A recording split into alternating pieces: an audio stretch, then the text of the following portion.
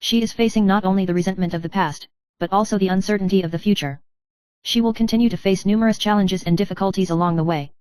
But this time, she was no longer afraid.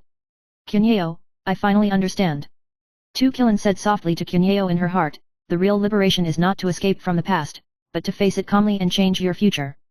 Cuneo's figure reappeared, and she smiled and nodded, you have succeeded, Tu Kilin. You are no longer the ghost who resents the past, but a woman with a future of infinite possibilities. You have found true liberation.